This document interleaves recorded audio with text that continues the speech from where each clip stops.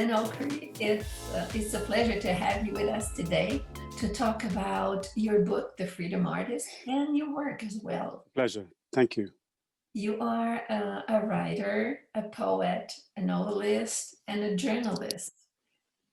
When did you know that you would want to write, that poetry would be your vocation? Well, it came to me very, very slowly because there are other things I wanted to do. I wanted to be a scientist. I wanted to be a composer. I even wanted to be a pirate. Writing was the furthest thing from my mind. It came upon me as a result of certain circumstances.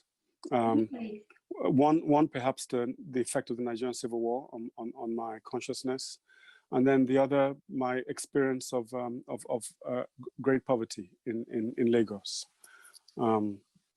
And then thirdly, I just wrote love poems. I just wrote poetry because it was a way of expressing my spirit. But I didn't know I wanted to write. It just crept upon me unawares. Okay, you said at one point your life project was to do something new with what you called the vast invisible literature. What did you mean by that? Well, I think there's a visible and an invisible literature. The visible literature is the ones we think of in books that have been written and composed through the ages and still being written and composed today.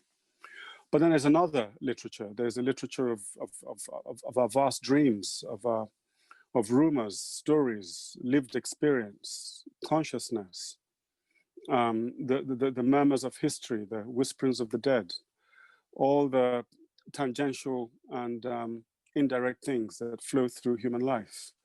And to my mind, that is the vaster, the greater literature, because we're in it, we live in it and we dwell in it, and we pay it insufficient attention.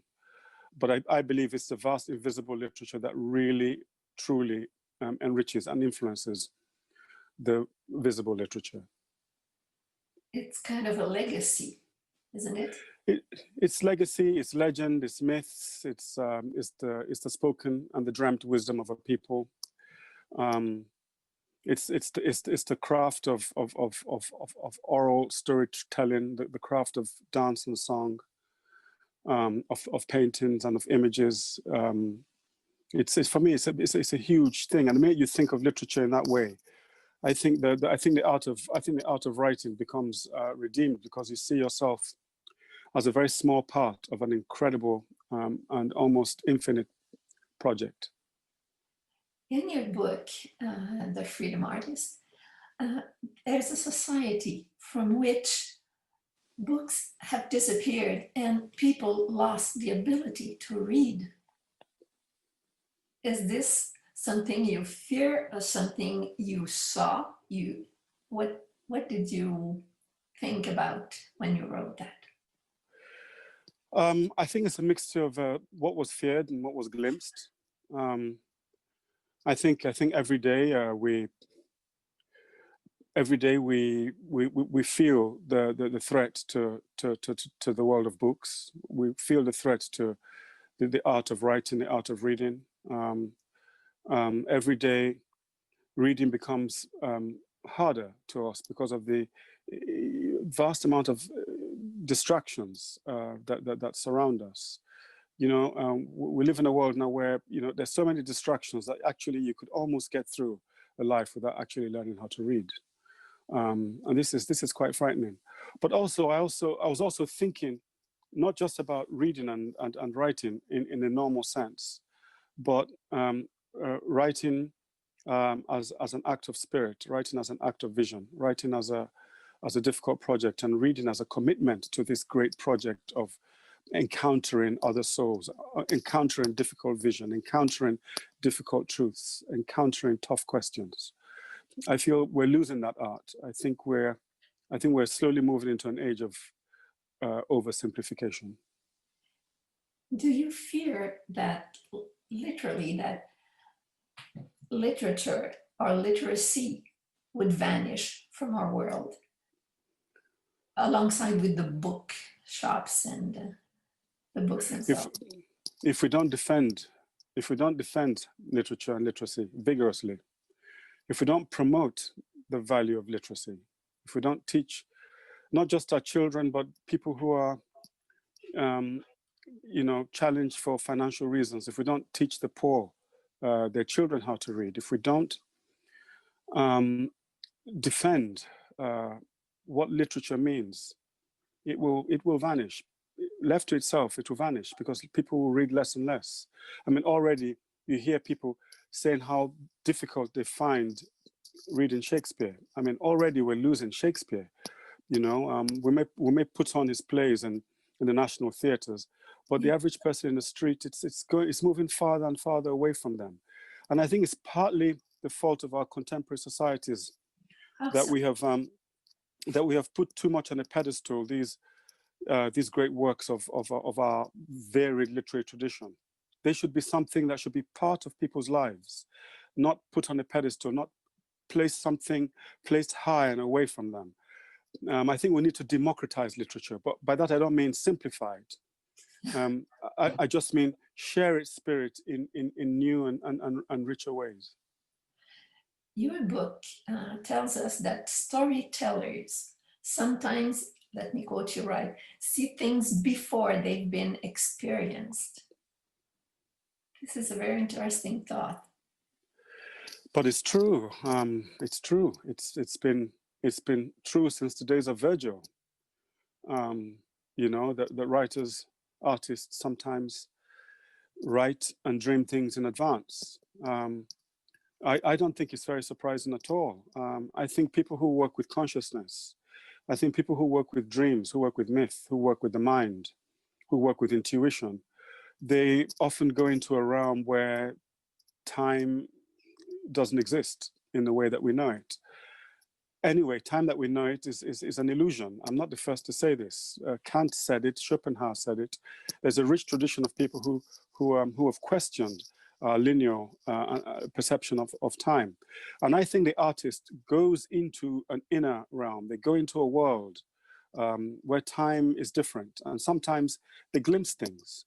But then sometimes writers are people who look very closely and very deeply at the world.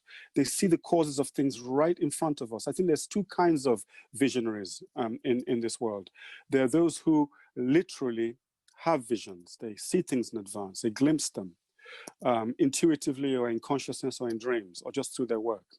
And there are others who are visionaries who see things because they see the roots of the problems right here in front of us. I happen to believe that all time is present. I happen to believe that the seeds of the future are right here in front of us. The disasters, the revolutions, the liberations, the wonderful deeds that time will bring about.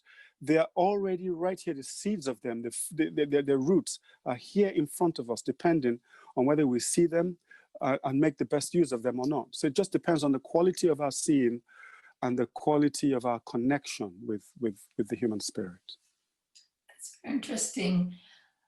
Can you tell us now about Prayer for the Living? I know it's going to be published in February, I think. Yes, well, Prayer for the Living is my latest book, and it's a collection of short stories. It's in some ways it's a suite of stories. There are 25, 26 stories in the volume, and it's a book that ranges from over the last 20, 30 years of my writing life. I happen to have a very profound love of the short story form. I think it's one of the most difficult writing forms apart from the sonnet.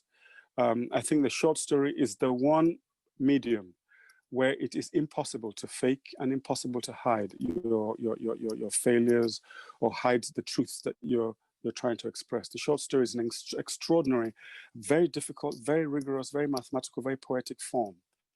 And I take a long time to write them. And these stories are set all over the world, from Turkey to Peru, Nigeria, England, the world of dreams, the world of myth. It's a very universal and international volume. It has fables, it has old-fashioned short stories, it has experimental stories, it has curious meditations on time, it has a story on an African version of Don Quixote done in under 25 pages.